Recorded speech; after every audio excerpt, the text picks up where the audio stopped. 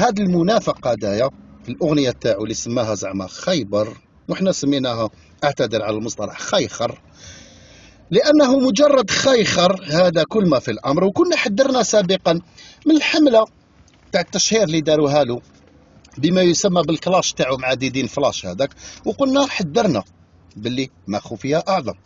هذا الانسان عاودوا لمعوا الصوره تاعو عند الشباب الجزائري باش يعاودوا يتقبلوه ويقولوا باللي لا هذا رابور وعنده رأي تاعو ولست أدري وغيرها. والآن يبت في سمومه. ونحذركم من الفتنة اللي راهي جاية على بلادنا، نحذركم مما يخطط ضد الجزائر، نحذركم ونحذركم مرة أخرى. وربي سبحانه راه شاهد على كلامنا. إذا حذفت القناة وإذا ما عجبكش كلامي بلغ على القناة، سينيالي القناة، خليه يغلقوها. هذا الأمر لا يهمني، ولكن على الأقل قدمت اللي عليا.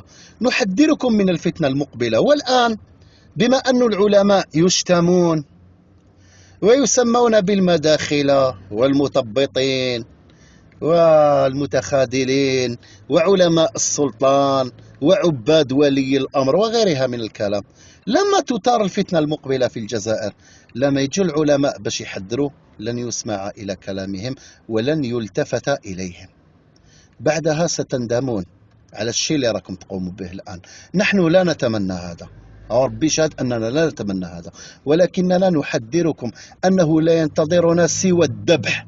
هذا كل ما ينتظرنا، وهذا كل ما يخطط له هؤلاء الخونة والعملاء.